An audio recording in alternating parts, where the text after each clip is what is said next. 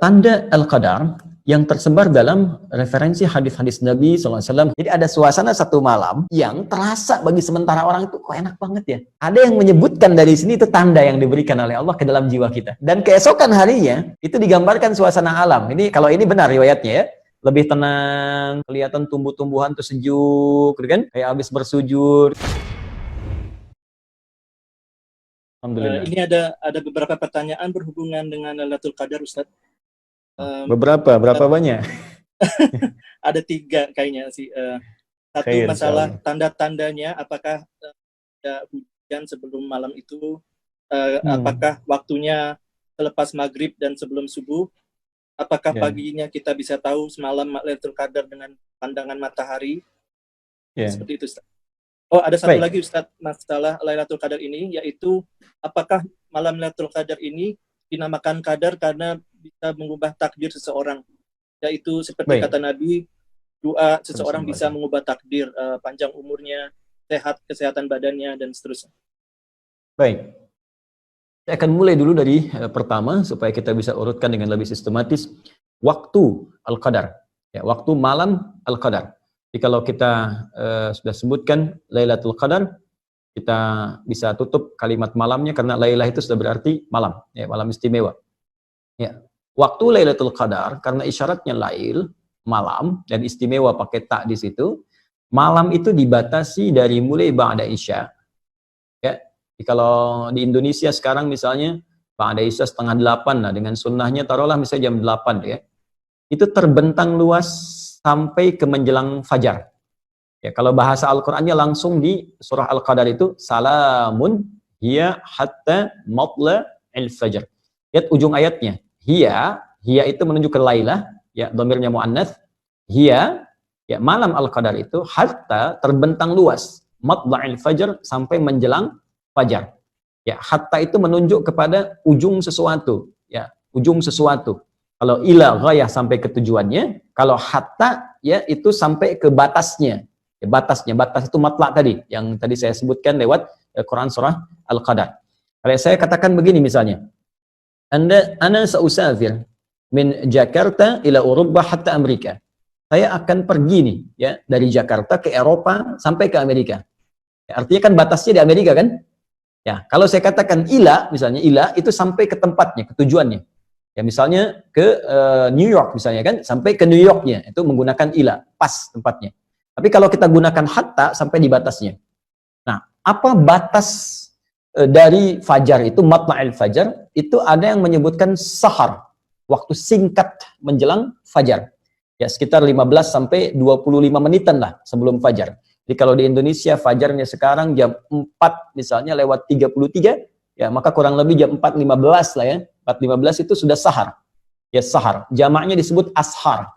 Ya, ashar ini disebut oleh Al-Qur'an sebagai waktu terbaik untuk istighfar. Yaitu ada di Quran surah ke-51 ayat ke-18.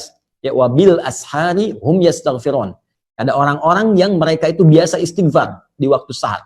Nah, orang yang biasa istighfar, minta ampunan kepada Allah di waktu sahar, itu nanti akan dikumpulkan dengan 4 golongan utama yang disebutkan di Quran surah Ali Imran, surah ketiga, ayat ke-17, ya paling kiri sebelah atas di mushaf. As-sabirina, was-sadiqina, wal-qanitina, wal-munfiqina, wal-mustaghfirina bil ashar. Ya, as-sabirina orang-orang sabar, as-sadiqina orang-orang jujur, wal-munfiqina dan orang-orang yang sering infak. Ya, wal-qanitin sebelumnya orang-orang yang khusyuk dalam salat itu akan sesurga dengan orang-orang yang sering istighfar di waktu sahar. Jadi ada yang membatasi matla' itu awal mula akan muncul fajar, jadi berakhirnya waktu sahar. Ya, sahar 15 menit, 20 menit sebelum waktu tibanya fajar. Ya, kemudian dibentangkan ke belakang lail dari ba'da isya. Jadi sebetulnya luas. Ya, dari jam 8 ke atas lah sampai terus kalau waktu Indonesia 4/4. Itu luas. Tapi kalau Anda ingin mengambil esensi yang paling bagus, saat-saat mustajab itu memang tengah malam. Ya, di atas jam 2, kan? Ada jam 1, jam 2, jam 3, itu yang mustajab. Itu yang disebutkan di hadis Nabi, qudsi hadisnya.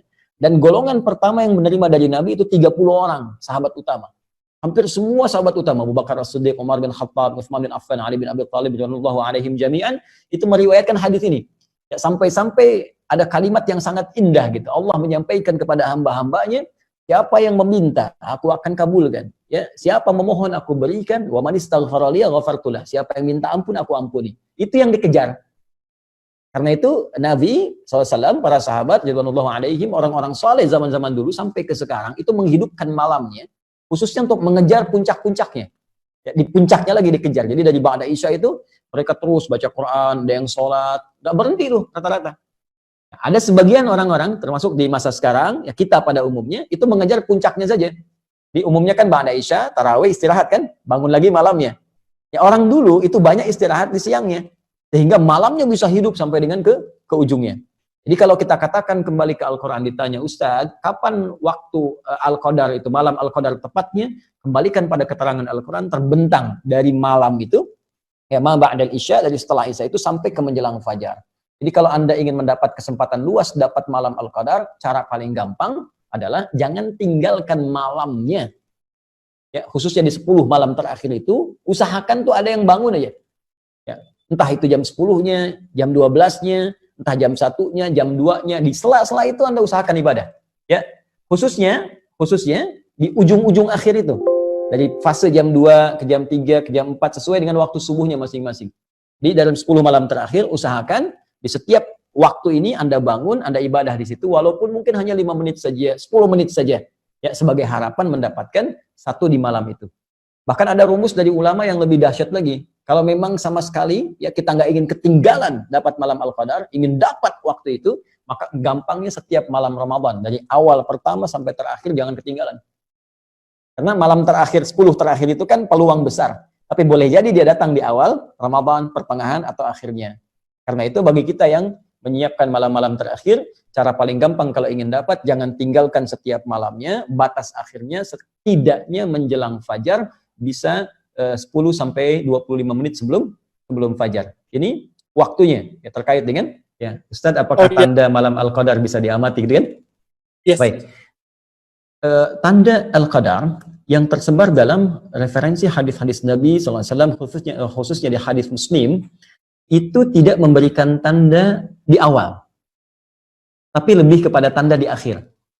Ya, tanda di awal yang saya maksudkan waktu menjelangnya, itu nggak ada yang spesifik. Nabi pernah bermimpi, sallallahu alaihi wasallam, ya, bermimpi ditampakkan oleh Allah malam Al-Qadar. Ya, terus keadaan setelahnya Nabi sedang dalam keadaan salat, tahiyat, ketika salam nampak lumpur. Jadi di keningnya. Ya, lumpur ini nampak karena begini, di zaman Nabi itu kan masjidnya itu masih terbatas, alasnya masih tanah, kan? Kemudian tiang-tiangnya pelepah kurma. Atapnya itu dari daun-daun kurma. Jadi kalau memang hujan ya hujan, bocor basah. Nah, jadi ketika hujan itu basah, pasti orang sholat itu ini kotor, ya bagian atasnya kotor. Gitu. Kalau panas ya panas. Ada sebagian sahabat yang sampai menghamparkan kayak sapu tangan untuk bisa menahan panasnya saat sujud. Anda bisa bayangkan dalam kondisi seperti itu masih semangat menunaikan sholat. Ya, ini dalil kebolehan perempuan pakai mukena, walaupun ada sedikit ya yang menghalangi dengan keningnya. Ini bukan penghalang sebetulnya yang mukena itu.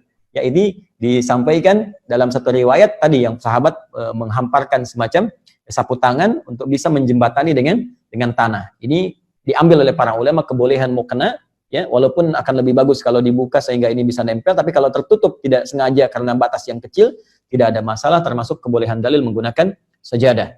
Nah poinnya ketika Nabi SAW bangun itu oleh Allah dibuat gaib, dibuat lupa, ya waktunya kapan, malam keberapakah, apakah pertama, kedua, terakhir, oleh Allah Subhanahu Wa Taala dibuat lupa. Tapi tanda itu masih nampak. Saya kata Nabi SAW itu tampak di kening saya itu ada lumpur.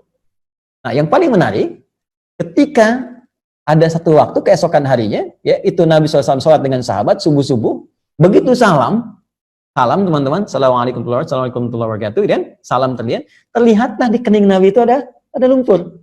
Maka sahabat baru menyadari Allah tadi malam Al-Qadar ya. Tadi malam Al-Qadar, tadi malam Lailatul Qadar gitu kan. Nah, dari sini ada yang sebagian mengambil ya kesimpulan bahwa oh itu ditandai dengan hujan sebelumnya, ya kan? Tandai dengan apa? Tapi sesungguhnya nggak ada narasi seperti itu. Ya narasi-narasi yang disampaikan tanda kebanyakan setelahnya.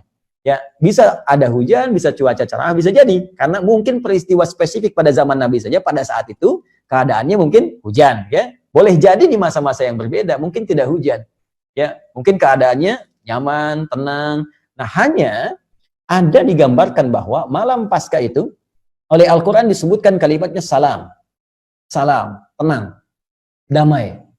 Nah, ini, jadi ada feel ya yang diberikan ke dalam perasaan kita. Jadi kata Allah tuh, feeling kita di hati tuh malam ini kok beda ya. Salamun. Lihat di surah Al-Qadar di ujung ayatnya. Salamun hiya hatta matla il fajr. Salamun. Malam itu begitu tenang, damai. Jadi ada suasana satu malam yang terasa bagi sementara orang itu kok enak banget ya. Ibadahnya enak, nyaman, berdoa tuh kayak khusyuk gitu. Nah, itu ada yang menyebutkan dari sini itu tanda yang diberikan oleh Allah ke dalam jiwa kita. Ya. Baik, dan keesokan harinya itu digambarkan suasana alam. Ini kalau ini benar riwayatnya ya. Lebih tenang, kemudian nggak terlalu mendung, nggak terlalu terang, kelihatan tumbuh-tumbuhan tuh sejuk, gitu kan? Kayak habis bersujud, kayak habis wah tenang kan. Kenapa digambarkan begitu tenang? Karena di Al-Qur'an disebutkan riwayat ya dalam firman Allah Subhanahu wa taala bahwa malaikat turun semua. Tanazzalul malaikatu warruhu fiha. Allahu akbar. Ya, ruh itu kan malaikat Jibril. Malaikat Jibril itu tugasnya selesai ketika Nabi wafat untuk memberikan wahyu. Tapi hanya satu kali dalam setahun turun. Ya, dalam malam Al-Qadar. Tugasnya selesai, hanya setahun sekali turun di malam Al-Qadar. Tanazzalul malaikatu warruhu fiha. Di malaikat saking dahsyatnya malam Al-Qadar, semua malaikat turun. Termasuk Jibril. Ya, malaikat itu jamak dari kata malakun. Kalau malakun satu, ya, mahadza basyara, ya.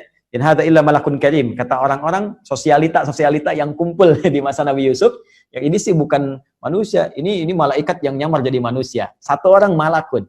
Kalau banyak itu malaikat. Jadi saking padatnya bumi, itu malaikat turun. Saya punya bejana nih, ini kan kalau ini pot ya. Kalau ini saya kosongkan, teman-teman. Saya isi 1-2 kelereng. Saya goyang-goyang gini bunyi kan? Kan? Tapi kalau saya isi penuh kelerengnya. Semua sini. Saya goyang-goyang ini diam kan? Nggak ada suara. Nah, ini yang diisyaratkan oleh para ulama, saking turunnya banyak malaikat, padat keadaan bumi, sampai-sampai keadaan alam tuh begitu tenang. Berisik nggak ada, angin berisik tuh nggak ada. Ya, ribut-ribut nggak ada. Teduh, kenapa? Banyak malaikat yang turun. Nah, maka ada yang mengartikan kalau Anda di malam Ramadan terasa ada ketenangan tersendiri dan alam keadaan tenang, kayaknya sejuk, maka cepat bergegas untuk ibadah malamnya. Boleh jadi itu malam Al-Qadar. Besoknya nanti tandanya akan tampak alam yang sejuk, ya nggak terlalu terik, bulan nampak juga indah, matahari terbitnya juga kayak tenang gitu. Nah, itu feel-nya bisa berbeda satu dengan yang lainnya. Tapi kalau ingin dapat secara singkat, gampang. Setiap malam Ramadan, ya ibadah aja. Nanti salah satunya akan terasa kenikmatannya. Saya kira seperti itu, Mas Ridho. Allah Ta'ala alam bisawab.